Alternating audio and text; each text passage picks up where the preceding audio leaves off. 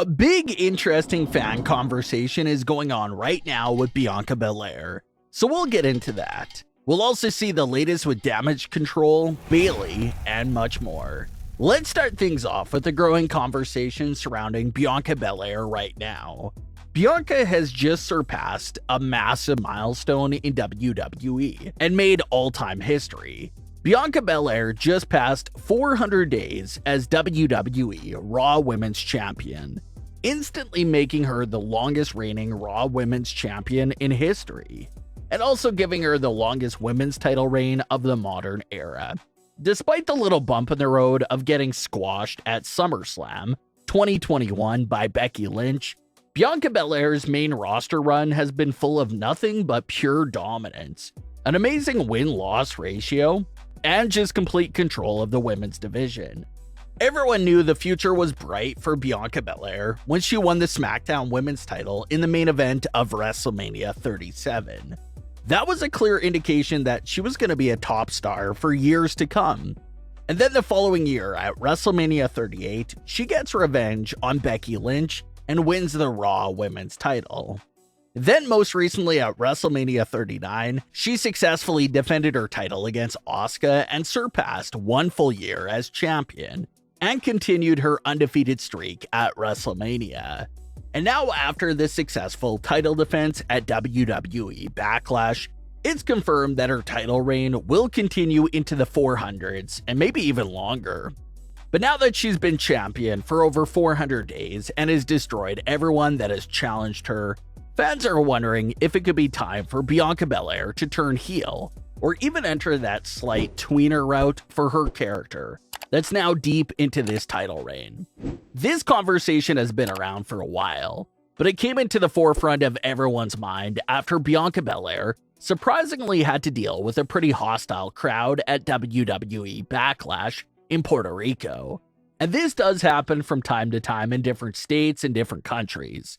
Sometimes the live fans will just boo someone they're supposed to cheer for, and cheer someone they're supposed to boo for. It's just how pro wrestling is. You can't really dictate to who the crowd cheers for and who they boo for.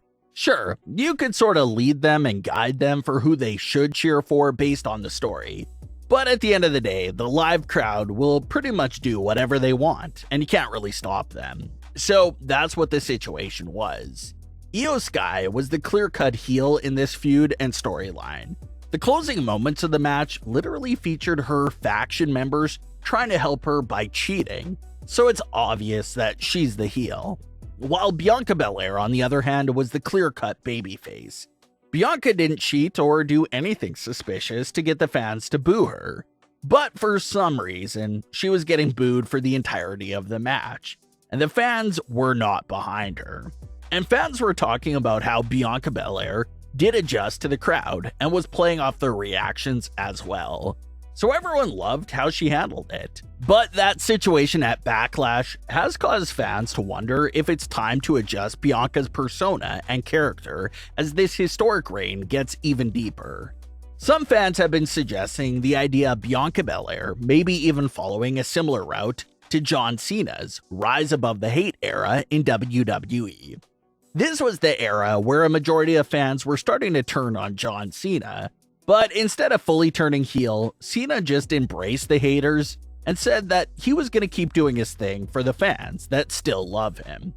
So, could that be the route for Bianca Belair? Could she acknowledge the haters, even talk about that Backlash crowd reaction, and just talk about how she's going to keep doing her thing no matter what anyone else says or thinks? That's a possibility. The other possibility is a full complete heel turn. A lot of fans often forget that Bianca Belair was in fact a heel for the majority of her run in NXT. During her heel run in NXT, Belair started to exhibit more aggressive and arrogant behavior, including taunting opponents and showing a general lack of sportsmanship. She still used the EST nickname when she was a heel, but she used it more in a matter of bragging about her abilities and achievements to her babyface opponents. So a lot of fans think that Bianca Belair pretty much already has that heel experience in her. So a heel turn on the main roster would go pretty smoothly, given her experience in that field of portraying that persona. And maybe the story is right there and writes itself. She's now well over a year into her title reign. She'll beat all the top stars that have come her way. She's not showing any signs of slowing down. So maybe this does boost her confidence extremely high. Maybe she does feel untouchable. She can't be defeated. And maybe that could lead into the slight tweener and heel persona change.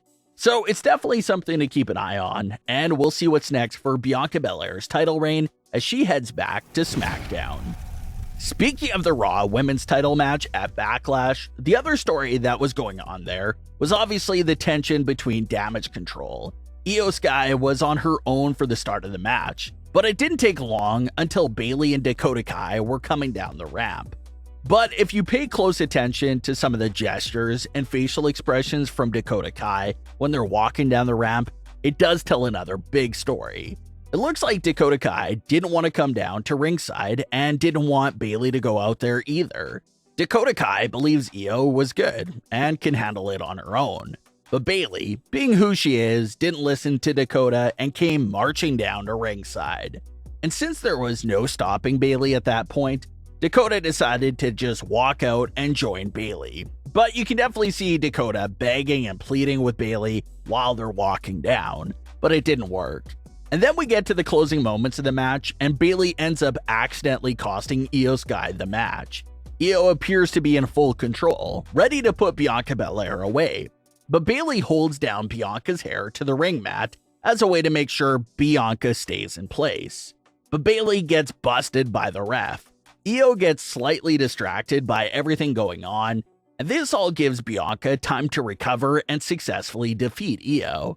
So it's definitely such an intriguing situation going on right now with Damage Control. It all started a few weeks ago when Bayley abandoned the group following their WrestleMania loss. Then she comes back and has to give her #1 contenders match opportunity to Iyo Sky. She wasn't too pleased about that.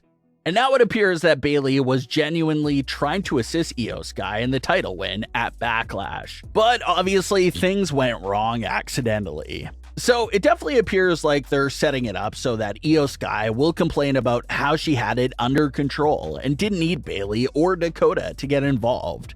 And this will also create a sort of told you so moment between Dakota and Bayley because Dakota was trying to keep Bayley away from ringside. But Bayley didn't listen and still went out there, which ended up costing Iyo Sky the match.